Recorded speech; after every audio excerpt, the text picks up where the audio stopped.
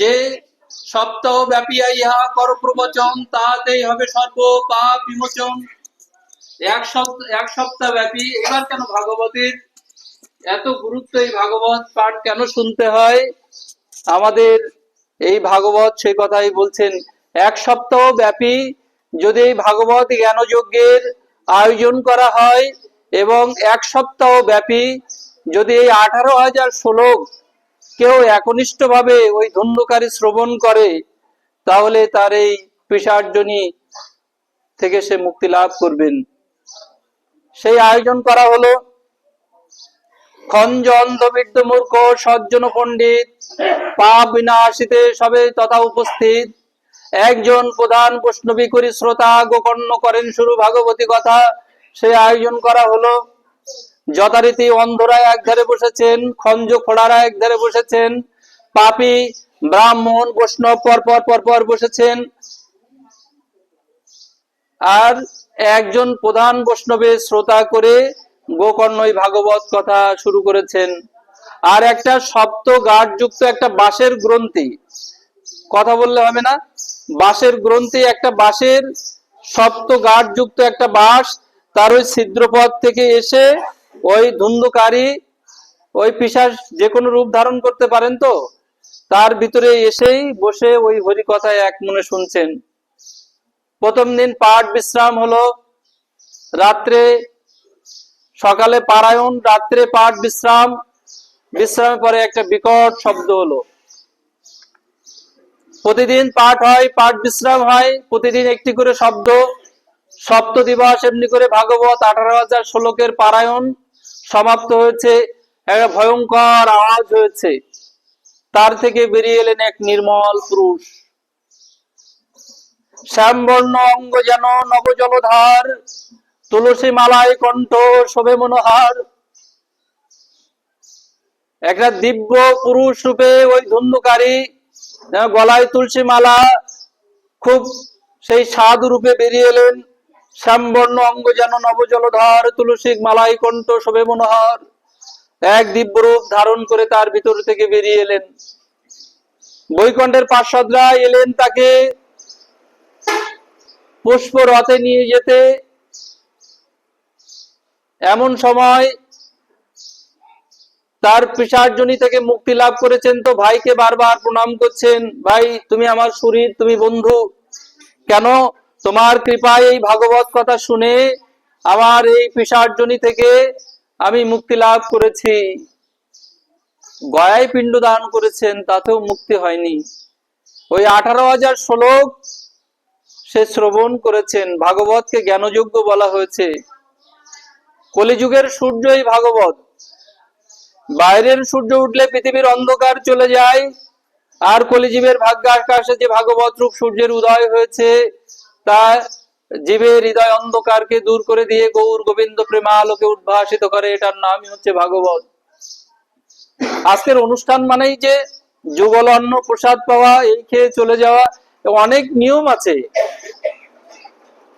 এই জন্য আমি কেন বলি, আমি এই পঞ্চু বা আমার এই মির্জাপুরের মায়েদের নিয়ে, তাদের কাছ থেকে আমি অনেক শিখি এখন।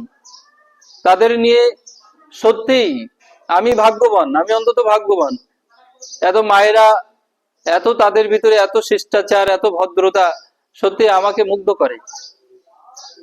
এটাই হওয়া উচিত। সাধু দেখেন, আমাদের রামচরিত মানসে, তুলসী দাসের লেখা রামচরিত মানস অপূর্ব গ্রন্থ, অপূর্ব গ্রন্থ। এই যে শ্রাদ্ধাদি অনুষ্ঠানে এক কাকভূষণ্ডে 28 কল্পকাল জীবিত, 28 কল্পকাল এক কাক জীবিত, 28 বার পৃথিবী ধ্বংস হবে, 28 বার পৃথিবী আবার সৃষ্টি হবে, তবুও সেই কাক বেঁচে থাকবেন। তার কাছেই ব্রহ্মা রাম কথা শুনেছিলেন, শিব হংস রূপ ধারণ করে রাম কথা শ্রবণ করেছিলেন ওই কাকভূষণ্ডির কাছে। তাই সেই কাক প্রশ্ন করছেন, কলিযুগে অন্নদান শ্রেষ্ঠ, কেন সাধু সঙ্গে আসতে হয়? এগুলো সাধু সঙ্গে না হলে শেখা যায় না। তো কাকভূষণ্ডী বলছে, না প্রভু আপনি কি বলছেন, কলিযুগে অন্নদান পাপ। বলো কেন কলিযুগে দান শ্রেষ্ঠ, দান তার উপরে অন্নদান শ্রেষ্ঠ? তো বলছে না, কলিযুগে অন্নদান পাপ। বলো কেন পাপ? কেন?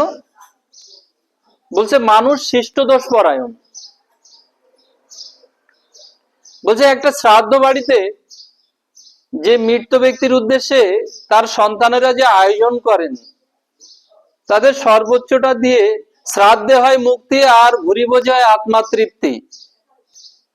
ঠিক আছে, অন্নদানে হয় আত্মা তৃপ্তি। তাই তার সন্তানেরা আনুকূল্য করেন বটে, কিন্তু এই কলিযুগে মানুষেরা সেই অন্ন গ্রহণ করে নিন্দা করেন। এই তরকারিতে লবণ হয়নি, ঝালটা কম হয়েছে, পনিরটা একটু কম দিয়েছে, মানে হচ্ছে ওই সাদা সাদা রসগোল্লাটা যাচাই দেয় নাই, আমার পথে ওইটা কম পড়েছে, আর একটু তেলটা একটু বেশি দিতে পারতো, এই মশলা কম হয়েছে। মানুষ নিন্দা করেন। তখন ওই যে আত্মা, তার মুক্তি হতে কষ্ট হয়। একবার যদি পিছিয়ে পড়েন না, শত যোজন পথ সে পিছিয়ে যায়, ওর পিছনে যারা থাকে তারা এগিয়ে উঠে চলে যায়। এত সুন্দর বর্ণনা আছেন রামচরিতে মানুষে। কিন্তু এই খাদ্য সামগ্রী যদি মানুষের না দিয়ে যদি সুমেরু পর্বতে অত সমতল ভূমিতে বিছিয়ে দেওয়া হয়, তাহলে পশু পাখি কীট পতঙ্গ ওইটা গ্রহণ করে তারা ওই মুক্তির, ওই যে বিদেহী আত্মার মুক্তির জন্য প্রার্থনা করে, ভগবান তোমার কৃপায় যার উদ্দেশ্যে এই আহারটা পেলাম, ভগবান তুমি তাকে মুক্তি করে দিও। পশু পাখিতে তার জন্য প্রার্থনা করে, আর আমরা মানুষেরা নিন্দা করতে করতে বাড়ি যাই। তাই কি হয়, তাই কোনো বিরহ তিথি হোক, শ্রাদ্ধ বাসর হোক, যদি কোথাও সেবার আনুকূল্য করে, সেবা গ্রহণ করে বলতে হবে না খুব ভালো সেবা পেয়েছি। কি করতে হবে? মা, হে ভগবান তুমি তার পারমার্থিক কল্যাণ, তুমি তার তোমার ধামেই তুমি তাকে স্থান দাও। যা সেবা পেয়েছি বলতে হবে খুব ভালো সেবা হয়েছে, খুব ভালো অমৃতময় সেবা পেয়েছি। এগুলো কি পাঠে ছাড়া কি জানা যায়? এগুলো কি পাঠে ছাড়া জানা যায়? এই জন্য স্কুলে গেলে সার্টিফিকেট অর্জন হয়, ডিগ্রি অর্জন হয়, আর দেবালয়ে এলে জ্ঞান অর্জন হয়। মন্দিরে, মঠ মন্দিরে গেলে জ্ঞান অর্জন হয়। আমাদের সন্তানগুলোকে মঠ মন্দিরে বেশি করে নিয়ে যাওয়ার চেষ্টা করবেন। আর সন্তানগুলোকে এ পথে আনছি না। ছোট ছোট বাচ্চার হাতে এখন অস্ত্র। কিশোর গ্যাংয়ের যে দৌরাত্ম্য খুলনাতেই এত ভয়ঙ্কর বেড়েছে আমরা জানি। তাই সন্তানগুলোকে বেশি করে মঠ মন্দিরে আনা খুবই দরকার। একজনের ঘর পড়েছে বলে তুমি হাতে তালি দিচ্ছ, তোমার ঘরে আগুন লাগতে বেশি সময় লাগবে না। ওই যে ঘুটি পড়ে গোবর হাসে, মঙ্গল হবে না। তাই কোন বিরহ তিথিতে, কোন শ্রাদ্ধ বাসরে গেলে কি বলবো? মা, সেবা পেয়ে কি বলবো? হ্যাঁ মায়েরা কি বলবো? খুব ভালো সেবা হয়েছে, তাই না? ভগবান তার জন্য প্রার্থনা করতে হবে, তুমি তাকে তোমার ধামে নিয়ে যেও। আমরা সকলেই চলে যাব, কেউ দুদিন আগে, কেউ দুদিন পরে, কিন্তু যেতেই হবে। যেতে তোমাকে হবেই। তাই তুমি 10 তলায় থাকো আর 20 ঘরেই থাকো। তাই এই সাধু সঙ্গ মানে পাড়ের কড়ি, হরি নাম মানে পাড়ের কড়ি। এটাই হচ্ছে অর্জন হয়ে যাচ্ছে এই মায়েদের। তাই ভাগবত সপ্তাহ শুরু হয়ে গেলেন। ধন্দুকারী দিব্য রূপে বেরিয়ে এলেন, ভাইকে বারবার প্রণাম করছেন, তুমি আমার শরীর, তুমি আমাকে হরি কথা শুনিয়েছো। এই জন্য সমাজে সৎ কথার বন্ধুর খুব অভাব আমাদের। অসৎ কথার বন্ধু চারিদিকেই, অসৎ কথার বন্ধু ওত পেতে আছে। অসৎ কথার বন্ধু চারিদিকেই, সৎ কথার বন্ধু খুব কম সমাজে। তাই প্রকৃত বন্ধু যিনি হরি কথা বর্ণনা করেন সুহৃদ, ভগবানের কথা যিনি ভুরিদায় জনা, যিনি ভগবানের কথা দান করেন, শ্রবণ করান, সেই ধুন্ধুকারী প্রেত রূপ থেকে মুক্তি হয়ে গেল। তার রথ এলেন, বৈকুণ্ঠের পার্শ্বদ পরিবৃত্ত তাদের সেই সুন্দর মনোরম রথে সেই ধুন্ধকারী বসলেন, আর এদিকে গোকর্ণ প্রশ্ন করছেন, হেতা বহু রয়েছে নির্মল চিত্ত শ্রোতা, শ্রবণ করেছে পুত ভাগবতী কথা। তাহলে একটা রথ এলো কেন? সকলেই তো ভাগবত কথা শ্রবণ করেছেন, তাহলে সবাই শ্রবণ করছে ভাগবত কথা, তাহলে আমাদের জন্য কেন রথ আসছে না? আসছে 18,000 শ্লোক সপ্তাহব্যাপী, এর সংকল্প করে বসতে হয়। ভাগবত পারায়ণের নিয়ম আছে। আমাকে মনিরামপুরে কয়েকদিন আগের থেকেই ফোন করলো, এক সপ্তাহ, কিন্তু আমার অন্য পাঠে 2 জায়গায় নেওয়ার কারণে ওই প্রোগ্রামটা মিস করলাম। এক সপ্তাহ একটানা ভাগবত দ্বাদশ স্কন্ধ, প্রথম থেকে দ্বাদশ স্কন্ধ, সকালে সংস্কৃত পারায়ণ হবে, সন্ধ্যায় ভাগবত বাংলা ব্যাখ্যা। আমি এই হচ্ছে সেই প্রোগ্রামটা মিস করে দিলাম, এক সপ্তাহ ব্যাপী সংকল্প করে। এবং ওই এক সপ্তাহে হচ্ছে খাটে না শোয়া, মানে কম্বলের আসনে শুয়ে থাকা, এক আহার করা, ভাগবত পারায়ণের নিয়ম আছে, ভাগবত সপ্তাহ পারায়ণের নিয়ম আছে, এক আহার করা, হ্যাঁ, তেল হলুদ না খাওয়া, শুধু সেদ্ধ অন্ন খেলে ভালো হয়, এখন আমরা পারি না। আমি একবার করার চেষ্টা করেছিলাম জুড়ানপুর মনিরামপুরে থেকে, যখন গুরু মহারাজ সপ্তাহ পারায়ণ করেছিলেন। ওই সপ্তাহে এক সপ্তাহ চুল দাড়ি না কাটা, চুল নখ না কাটা, সংসারে না যাওয়া, স্বামী স্ত্রী এক বিছানায় না শোয়া, ঘুমানো, নিয়ম আছে। তবেই ওই 18,000 শ্লোক শ্রবণ করা অনেক কঠিন কাজ। হ্যাঁ মা, বুঝাইতে পারছি? তাই ওই হচ্ছে কি হয়েছে, একটা রথ কেন এলো? গোকর্ণ জিজ্ঞাসা করছে, এখানে তো বহু নির্মল শ্রোতা রয়েছে, সবাই আমরা হরিকথা শ্রবণ করছি, একটা রথ এলো কেন? তখন উত্তর দিচ্ছেন বৈকুণ্ঠের পার্ষদ, তারা উত্তর দিচ্ছেন, শ্রবণে বৈষম্য হেতু বৈষম্য ফলেতে সকলে সমর্থ নহে বৈকুণ্ঠ লভিতে। যে শ্রবণে বৈষম্য রয়েছে, আমরা শ্রবণ করতে এসে যদি এখানে বসে গোয়াল ঘরে গরুটা উঠাইছি কিনা, কখন গো দহন করব, বাড়িতে কখন যাব, সংসারে অনেক কাজ আছে, এখন বিলে যেতে হবে, ঘেরের অনেক সমস্যা আছে, কখন মানে স্বামী অফিস সেরে বাড়িতে আসবে, তাকে সেবা দিতে হবে, ছেলে মেয়ে স্কুল থেকে কখন ফিরবে, পরীক্ষা ঝামেলা আছে, তাদের রান্না বাড়া করে খাওয়া দাওয়া, রাত্রে কি আয়োজন হবে, কত কত চিন্তা আমাদের, তাই না? এত চিন্তা, চিন্তা সংসারে আসছি হরিকথায়, খুব বেশি কাম হইব না, তাহলে হরিকথা শুনতে আসবো না? নিশ্চয়ই আসবো। জল ঘোলা থেকে কেউ ফিরে যায় নাকি? পুকুরে যখন ছোটবেলায় তো মানুষ পুকুরের জল খেত, পুকুরের জল ঘোলা থেকে কি ফিরে যেত নাকি বাড়িতে? তাহলে জল ঘোলা হয়েছে, একটু অপেক্ষা করুন, জলটা, ওই ঘোলা জলটা বসে যাবে, জল পরিষ্কার হয়ে যাবে। তেমনি মন অশান্ত, আসনে বসেছে হরিকথা শুনতে, অন্য জায়গায় যাচ্ছে, অন্য জায়গায় যাক, মন অন্য চিন্তা করে করুক, অন্য চিন্তায় ঘুরে ঘুরুক, তুমি যেন আসন ছেড়ো না, ওই ভগবানের চরণে মনটাকে লাগানোর চেষ্টা করা, এর নাম সাধন। মন অন্য চিন্তা করে করুক, ঘুরে ঘুরুক, তুমি যেন আসন ছেড়ো না, ওই মনটাকে গোবিন্দ চরণে বারবার লাগানো, লাগে না একবারে মনটা, তবুও চেষ্টা করা, এর নাম সাধন। সাধনটা জোর করে হয়, আর ভজনটা আপনা আপনি। চলছি পথে গুরু মন্ত্র মনে মনে জপ করছি, এটার নাম ভজন। সাধন জোর করে হয়, ভজনটা আপনা আপনি হয়, সাধন করতে করতে ভজনটা আসে। ওই সকাল ছোটবেলায় গুল্ল মূল্য না শিখলেই কেউ আ লিখতে পারতাম না। কেউ একবারে বলতে পারবে বুকে হাত দিয়ে আমি একবারে অ লেখা শিখেছি?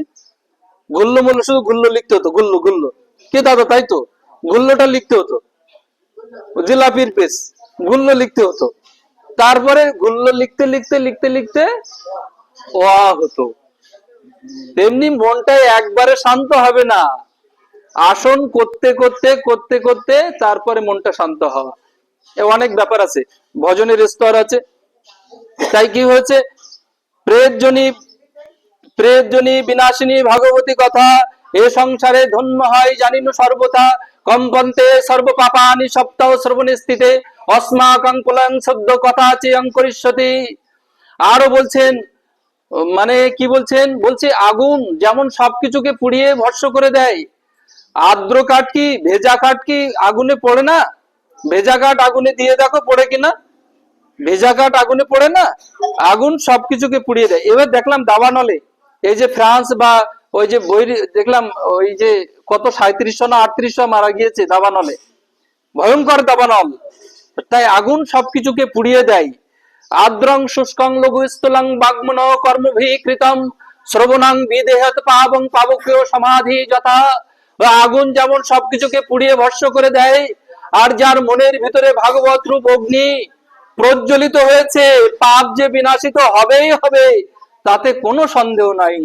তাই ভাগবতের যে অগ্নিরূপ যে জ্ঞান, সেটাকে প্রজ্বলিত করা, তবে মনে দুর্বাসনা গ্রন্থি সমুদয় নষ্ট হবে, তাতে আছে কি আর সংশয়।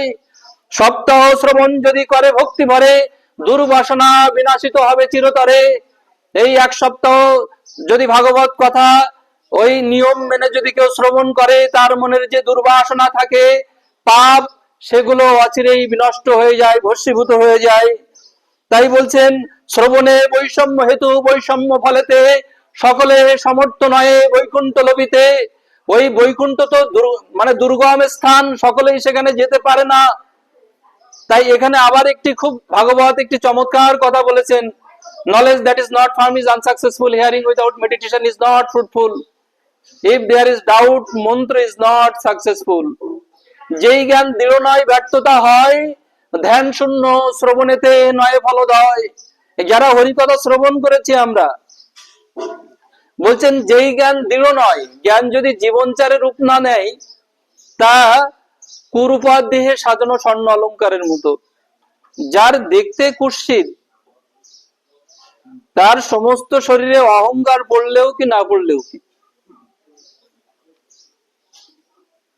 তাই না? উগান্ডার এক ভদ্র মহিলাকে স্বর্ণ অলঙ্কার সব পরিয়ে দিলাম, আমাদের দেশের মানুষ কৌতুকই মনে করবে, তাই না?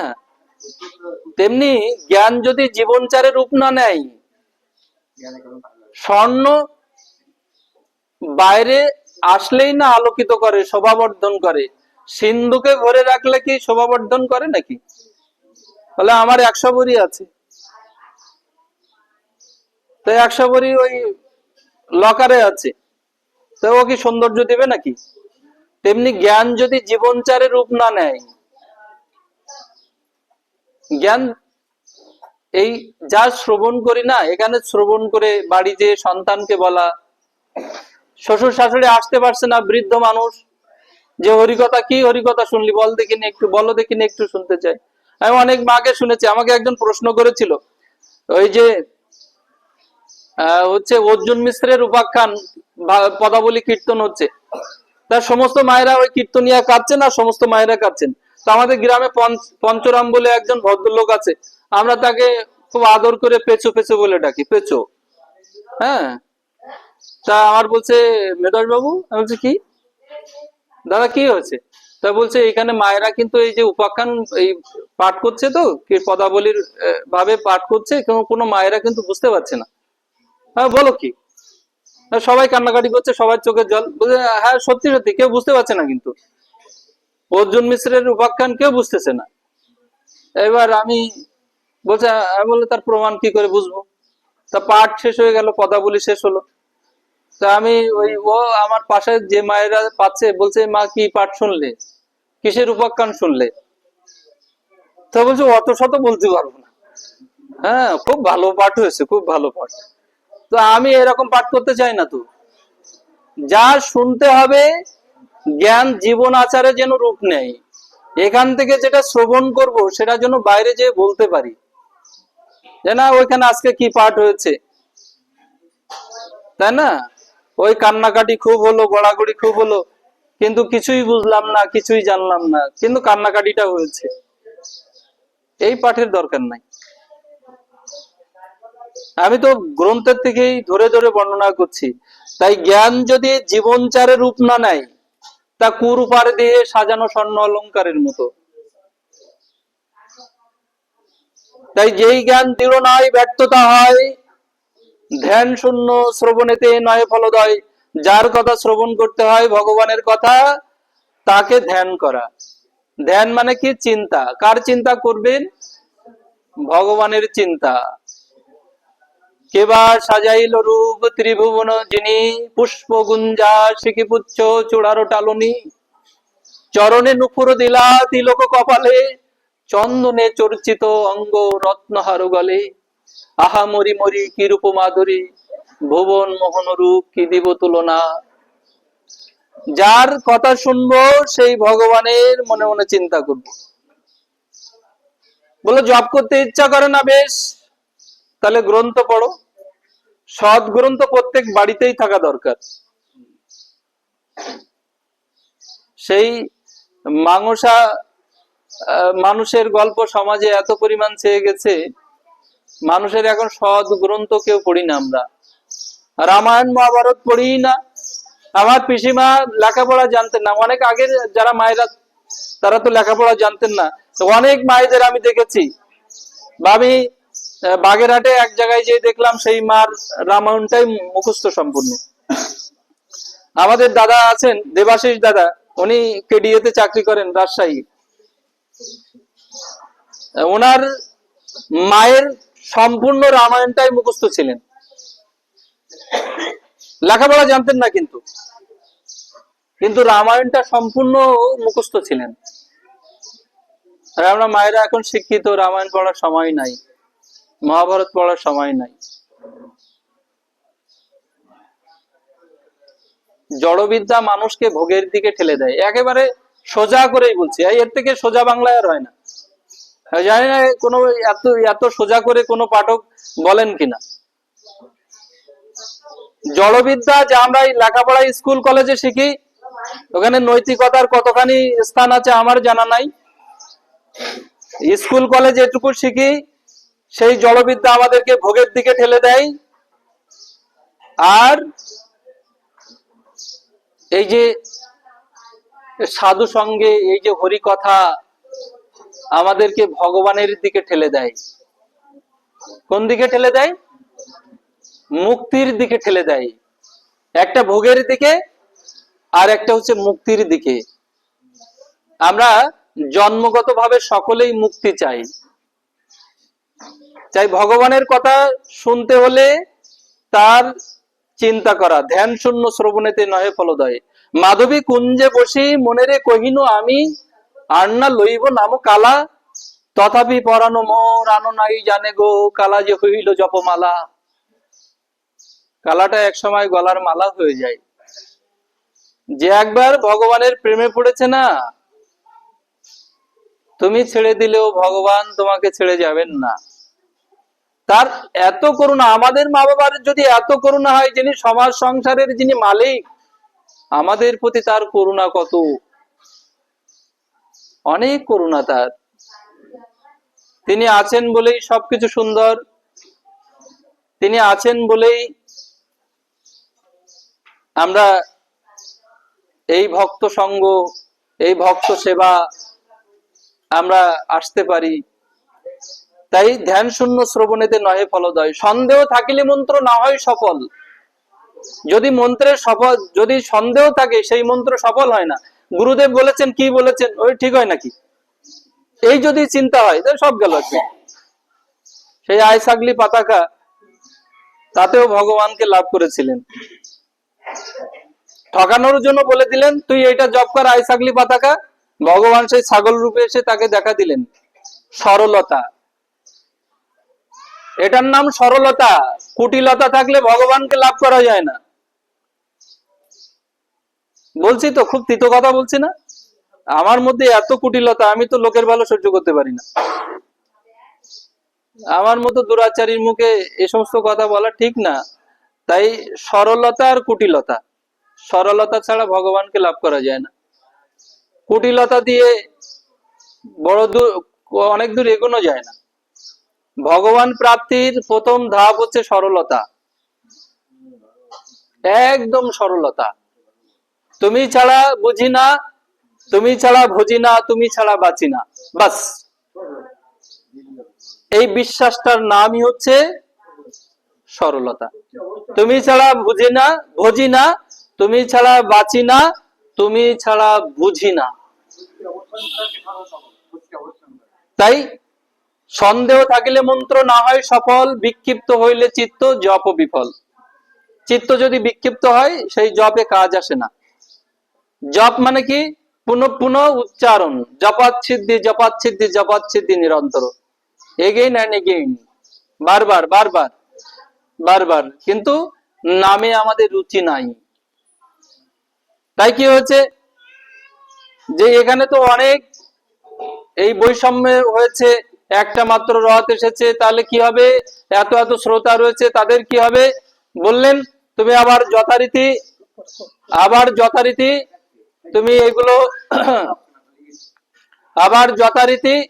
আবার শ্রাবণ মাস ধরে আবার এই ভাগবত পারায়ণ শুরু করো। ভগবান বৈকুণ্ঠ বিহারী স্বয়ং তোমাকে নিতে আসবেন, স্বয়ং বৈকুণ্ঠ বিহারী আসবেন তোমাকে নিতে। আবার শ্রাবণ মাসের এক সুসময় দেখে আবার ওই গোকর্ণ ভাগবত পারায়ণের আয়োজন করলেন। সমস্ত ভাগবতী ভক্তরা দল বেঁধে এসেছেন, অন্ধ খঞ্জ বৃদ্ধ মূর্খ সজ্জন পণ্ডিত সব দল বেঁধে এসেছেন। সবাই বসে এবার এক মনে একনিষ্ঠ মনে তারা হরিকথা শ্রবণ করলেন। এরপরে কি হয়েছে? স্বয়ং ভগবান বৈকুণ্ঠ বিহারী স্বয়ং পাঞ্চজন্য শঙ্খ নিয়ে এবং শত শত রথ নিয়ে তারা ভক্তদের নিতে এলেন। চারিদিকে জয় জয় শব্দে মুখরিত, হরি স্বয়ং পঞ্চজন্য করেন ধ্বনিত।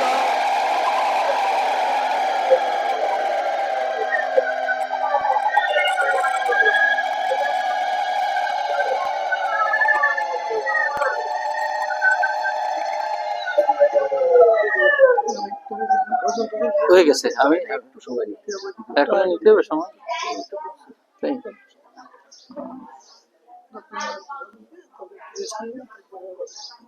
আচ্ছা, আমাদের একটু দেরি হচ্ছে ওইদিকে আর কি। হ্যাঁ,